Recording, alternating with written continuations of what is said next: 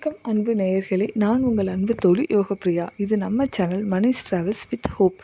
நாம் கடந்த சில நாட்களாகவே ஆன்மீக சுற்றுலா அப்படிங்கிற பேரில் முருகனின் அறுபடை வீடுகளுக்கு போயிட்டு வர வீடியோக்களை பார்த்துட்ருக்கோங்க. அப்படி பார்க்குறப்ப நாம் இன்றைக்கி பார்க்க போகிறது திருப்பரங்குன்றம் முருகனின் முதலாம் படை வீடு.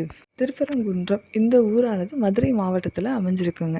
இந்த ஊருக்கு ஒரு தனி சிறப்பு இருக்குது. என்னன்னு சொல்லி பார்த்தீங்கன்னா, நமக்கு மற்ற எல்லா முருகனோட படை வீடுகளும் ஒவ்வொரு இயற்கை சார்ந்த இடங்கள், அதாவது மலை, கடல் அந்த மாதிரி ஒரு இடங்களுக்கு அருகிலேயே அமைஞ்சிருக்கும்.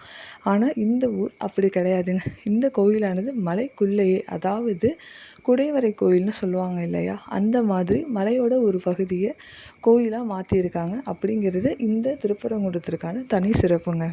நாம் கோயிலில் போய் சாமி கும்பிட்டுட்டு இந்த இடத்த பார்க்குறப்பவே நமக்கே தெரியும் அதற்கான காட்சிகள், அதாவது இதுக்கு ஒரு குடைவரை கோயில் தான் அப்படிங்கிறதற்கான காட்சிகளை நம்ம பார்க்க முடியும்.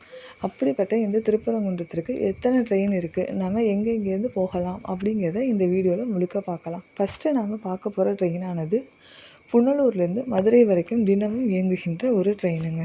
இந்த ட்ரெயின் புனலூர்லேருந்து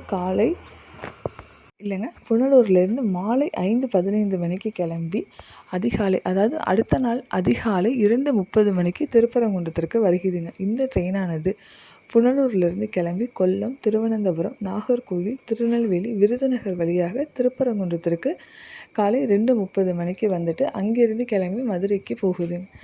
2:30 மணிக்கெல்லாம் நம்ம திருப்பரங்குன்றத்துக்கு போய் என்ன செய்ய போகிறோம் அதிகாலையிலேயே அப்படின்னு நினச்சிங்கன்னா ஒன்றும் பிரச்சனை இல்லைங்க. இந்த கோயில் அதாவது திருப்பரங்குன்றம் கோயில் திருப்பரங்குன்றம் ரயில்வே நிலையத்துக்கு ரொம்ப அருகிலே, அதாவது நடக்கும் தூரம்னு சொல்லுவோம் இல்லையா, அவ்வளவு தூரத்தில் தான் அமைஞ்சிருக்கு.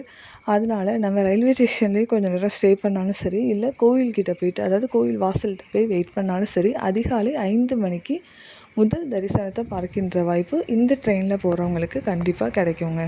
அடுத்ததாக நாம் பார்க்க போகிற ட்ரெயினானது செங்கோட்டையிலிருந்து ஈரோடுக்கு செல்கின்ற ட்ரெயினுங்க. இந்த ட்ரெயினானது தினமும் காலை அதிகாலை 5:20 மணிக்கு செங்கோட்டையிலிருந்து கிளம்பி திருநெல்வேலி, விருதுநகர் வழியாக நம்மளுடைய திருப்பரங்குன்றத்தை அடைகின்ற நேரம் காலை 9:15 மணிங்க. அடுத்ததாக நம்ம பார்க்க போகிற ட்ரெயினானது செங்கோட்டையிலிருந்து மயிலாடுதுறைக்கு, அதாவது முன்னாடி சொன்ன இந்த 5:20 மணி ட்ரெயினுக்கு தவற விட்டவங்க கவலையே பட வேணாம். செங்கோட்டையில் கொஞ்சம் நேரம் வெயிட் பண்ணோம்னாலே 7 மணிக்கு செங்கோட்டையிலிருந்து மயிலாடுதுறைக்கு செல்கின்ற ட்ரெயினானது கிளம்புதுங்க. இந்த ட்ரெயினானது ஸ்ரீவில்லிபுத்தூர், ராஜபாளையம், விருதுநகர் வழியாக 9:45 மணிக்கு திருப்பரங்குன்றத்திற்கு வருதுங்க.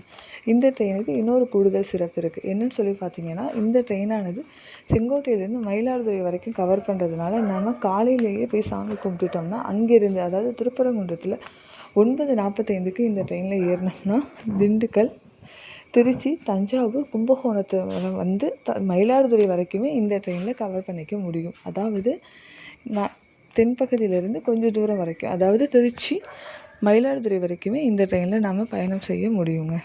நான் ஃபஸ்ட்டு சொன்ன செங்கோட்டையிலேருந்து ஈரோடு போகின்ற அந்த ட்ரெயினாக இருக்கட்டும், அடுத்தது நம்ம இப்போ பார்த்தா செங்கோட்டையிலேருந்து மயிலாடுதுறை வரைக்கும் வருகின்ற இந்த ட்ரெயினாக இருக்கட்டும், இது ரெண்டுமே ஃபுல்லாகவே அன்ரிசர்வ்டு தாங்க. அதனால் கூட்டம் அதிகமாக இருக்குமோ, இடம் கிடைக்குமோ அப்படிங்கிற பயம் நமக்கு வேண்டவே வேண்டாம். அடுத்ததாக நம்ம பார்க்க போகின்ற ட்ரெயினானது நாகர்கோவிலிருந்து கோயம்புத்தூர் வரைக்கும் வருகின்ற பயணிகள் ரயிலுங்க. இந்த ட்ரெயினுமே அன்ரிசர்வ்டு ட்ரெயின் தான். இந்த ட்ரெயினானது தினமும் காலை 8 மணிக்கு நாகர்கோவிலிருந்து கிளம்பி திருநெல்வேலி, விருதுநகர் வழியாக 11:55 மணிக்கு திருப்பரங்குன்றத்தை சேருதுங்க. இந்த ட்ரெயினில் வரவங்களுக்கு ஒரே ஒரு சின்ன பிரச்சனை இருக்கும். என்னென்னா, சாமி தரிசனத்தை சீக்கிரமாகவே போய் பார்க்கணும். இல்லைன்னா 1 மணிலேருந்து 4 மணி வரைக்கும் கோயிலானது கொஞ்சம் நேரம் மூடி வச்சுருப்பாங்க. ஒருவேளை கோயில் பூட்டப்பட்டுவிட்டாலும் பிரச்சனை கிடையாதுங்க. அங்கேயே நம்ம வெயிட் பண்ணிவிட்டு 4 மணிக்கு அடுத்த தரிசனத்தை நாம் கண்டிப்பாக பார்க்க முடியும். அடுத்த ட்ரெயினானது செங்கோட்டையிலிருந்து மதுரைக்கு செல்கின்ற பயணிகள் ட்ரெயினுங்க. இந்த ட்ரெயினானது தினமும் மதியம் 12:20 மணிக்கு செங்கோட்டையிலிருந்து கிளம்பி நம்ம திருப்பரங்குன்றத்திற்கு வர நேரமானது 3:05 மணிங்க. அடுத்தது நம்ம பார்க்க போகிற ட்ரெயினானது திருச்செந்தூர்லேருந்து பாலக்காட்டு வரைக்கும் வருகின்ற ட்ரெயினுங்க. இந்த ட்ரெயினானது தினமும் மதியம் 12:30 மணிக்கு திருச்செந்தூர்லேருந்து கிளம்பி 4:05 மணிக்கு திருப்பரங்குன்றத்திற்கு வருதுங்க. இந்த ட்ரெயினுக்கு ஒரு கூடுதல் பவர் இருக்குது. என்ன அப்படின்னு சொல்லி பார்த்தீங்கன்னா, இந்த ட்ரெயின் திருச்செந்தூர்லேருந்து கிளம்பி, அதாவது ஒரு படை வீடை கவர் பண்ணுது, அடுத்து திருப்பரங்குன்றத்திற்கு வருகிறது, 2வது படை வீடையும் கவர் பண்ணுது.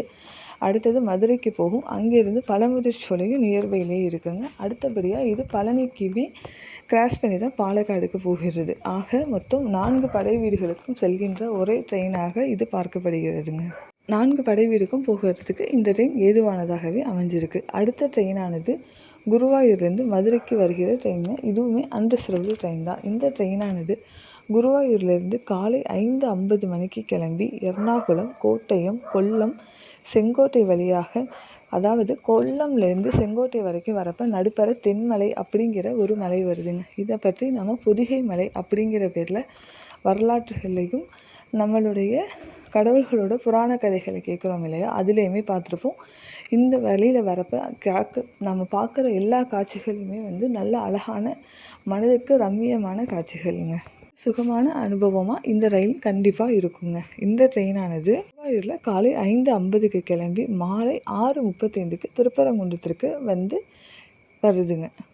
அதுக்கு அடுத்தபடியாக நம்ம பார்க்க போகிற ட்ரெயினானது தூத்துக்குடியிலிருந்து மைசூர் வரைக்கும் செல்கின்ற ட்ரெயின். இந்த ட்ரெயின் தினமும் மாலை 5:30க்கு தூத்துக்குடியிலேருந்து கிளம்பி நம்ம திருப்பரங்குன்றம் வரதுக்கான நேரம் 7:45 மணிங்க. இந்த ட்ரெயினுக்கும் இன்னொரு ஸ்பெஷாலிட்டி இருக்குது. என்னென்னா, நம்ம சாமி தரிசனத்தை 7:45க்குள்ளே முடிச்சிருந்தோம்னா நமக்கு சேலம், ஓசூர், மைசூர், பெங்களூர் வரைக்கும் போகிறவங்களா இருந்தோம்னா இந்த ட்ரெயின் மூலியமாகவே நம்ம ரிட்டன் போய்க்க முடியும். அடுத்ததாக நம்ம பார்க்க போகிறது மைசூர்லேருந்து தூத்துக்குடி வரைக்கும் செல்கின்ற ட்ரெயினுங்க. இந்த ட்ரெயினானது மாலை 6:20க்கு நம்ம மைசூர்லேருந்து கிளம்பி மறுநாள் காலை 7:15க்கு திருப்பரங்குன்றத்தை அடையுதுங்க. மைசூரை சேர்ந்தவங்க மட்டும் இல்லை, பெங்களூர், ஓசூர், சேலம் ஆகிய பகுதிகளை சேர்ந்தவங்களும் இந்த ட்ரெயினை பயன்படுத்தி திருப்பரங்குன்றத்திற்கு வர முடியும். அடுத்ததாக நம்ம பார்க்க போகிற ட்ரெயினானது பாலக்காடிலிருந்து திருச்செந்தூர் வரைக்கும் செல்கின்ற ட்ரெயினுங்க.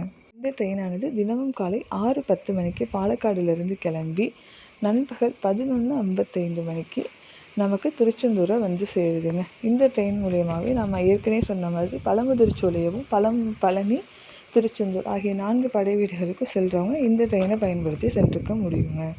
அடுத்ததாக நம்ம பார்க்க போகிற ட்ரெயினானது கோவையிலேருந்து, அதாவது கோயம்புத்தூர்லேருந்து நாகர்கோவில் வரைக்கும் கிளம்புகின்ற ஒரு அன்ரிசர்வ்டு ட்ரெயினுங்க. இந்த ட்ரெயினானது தினமும் காலை 8 மணிக்கு கோயம்புத்தூர்லேருந்து கிளம்பி திருப்பூர், ஈரோடு, கரூர், திண்டுக்கல் வழியாக திருப்பரங்குன்றத்திற்கு 2:40 மணிக்கு சேருதுங்க. அங்கேருந்து கிளம்பி இந்த ட்ரெயின் மதுரைக்கும் அப்புறமா திருநெல்வேலி வழியாக நாகர்கோவில் வரைக்கும் செல்லுதுங்க. அடுத்து நாம் பார்க்க போகிற ட்ரெயினானது மயிலாடுதுறையிலேருந்து செங்கோட்டை வரைக்கும் செல்கின்ற பயணிகள் எக்ஸ்பிரஸ்ங்க. இந்த ட்ரெயினானது 12:35 மணிக்கு மயிலாடுதுறையிலிருந்து கிளம்பி கும்பகோணம், தஞ்சாவூர், திருச்சி, திண்டுக்கல் வழியாக மதுரையையும் கடந்து மாலை 5:30 மணிக்கு திருப்பரங்குன்றத்திற்கு வருகிறது.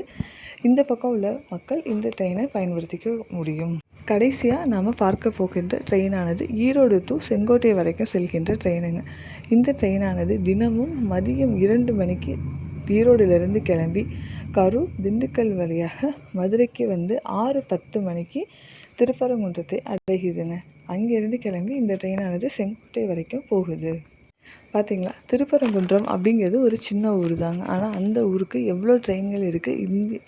நம்மளோட மாநிலம் மட்டும் இல்லாமல் அண்டை மாநிலங்களுக்கிலிருந்து கூட நம்ம இந்த திருப்பரங்குன்றத்திற்கு ட்ரெயினில் வருவதற்கான வசதி நிறையவே இருக்குங்க. இதை பயன்படுத்திக்கிட்டு நாம் திருப்பரங்குன்றத்துக்கு ட்ரெயின்லேயே சென்று வர முடியும். இப்போது நாங்கள் சொன்ன பகுதியை சேர்ந்தவங்களாம் இல்லாமல் நாங்கள் வேறு பகுதியை சேர்ந்தவங்க தமிழ்நாட்டில் நாங்கள் எப்படி வர்றது அப்படின்னு கேட்டிங்கன்னா எந்த ஒரு பிரச்சனையுமே இல்லைங்க. நீங்கள் மதுரைக்கு சேர்ந்துட்டிங்கனாலே போதும். மதுரையிலேருந்து 8 கிலோமீட்டர் தூரத்தில் தாங்க இந்த திருப்பரங்குன்றம் இருக்குது. மதுரை வரைக்கும் வந்துட்டோம்னா தனியார் பேருந்துகள், அரசு பேருந்து அல்லது தனியார் வாகனங்கள் மூலியமாக நாம் இந்த அழகான திருப்பரங்குன்றத்தை அடைய முடியும். மதுரையிலேருந்து பக்கத்துலேயே தான் பழமுதிர்ச்சோலையும் இருக்குங்க. ஒருவேளை ஒரே நாளில் இந்த 2 ஊரையும் கவர் பண்ணணும் அப்படின்னு நினைக்கிறவங்க கூட நம்ம 2 ஊரையும் கவர் பண்ணிக்கலாம். பழமுதிர்ச்சோலைக்கும் போயிடலாம், திருப்பரங்குன்றத்திற்கும் போயிட்டு வந்துடலாங்க. இப்போது திருப்பரங்குன்றத்திற்கான முழு வீடியோக்கள் பார்த்துட்டோம். அடுத்தடுத்த வீடியோக்களில் இன்னும் பழமுதிர்ச்சோலைக்கு வரதை பற்றின முழு வீடியோக்கள் பார்க்கலாம். ஒருவேளை மதுரை பகுதியை சேர்ந்தவங்களாக இருந்தாங்கனாலோ அல்லது வேறு எந்த பகுதியில் இருந்தவங்களாகவும் இருந்து மதுரைக்கு வந்துட்டிங்கன்னா நீங்கள் ஒரே நாளில் இந்த 2 படை வீட்டையும் பார்க்க முடியுங்க. திருப்பரங்குன்றம்ங்கிறது அழகான ஊர் தான். அதனால் கண்டிப்பாக மிஸ் பண்ணாமல் எல்லோரும் போயிட்டு வாங்க. இந்த வீடியோ உங்களுக்கு பயனுள்ளதாக இருந்திருக்கும் அப்படின்னு சொல்லிட்டு நாங்கள் ரொம்பவே நம்புகிறோம். கண்டிப்பாக எங்களோட சேனலை மறக்காமல் சப்ஸ்கிரைப் பண்ணிக்கோங்க. திருப்பரங்குன்றம் கோயிலுக்கு மட்டும் இல்லாமல் அது பக்கத்துலேயே மலை கோயிலும் இருக்குங்க. அங்கே மலை கோயிலில் தீபம் ஏற்றுற நிகழ்வு நடைபெறும். அந்த விஷயங்கள் உங்களுக்கு நல்லாவே தெரியும்னு நினைக்கிறேன். அதனால் நாங்கள் அந்த இடத்துக்கும் போகணும் அப்படின்னு நினைக்கிறவங்க கோயில் நிர்வாகத்திடமிருந்து கேட்டுட்டு நம்ம அங்கேருந்து போகலாம். அடுத்த வீடியோவில் சந்திப்போம். நன்றி நண்பர்களே. பாய்.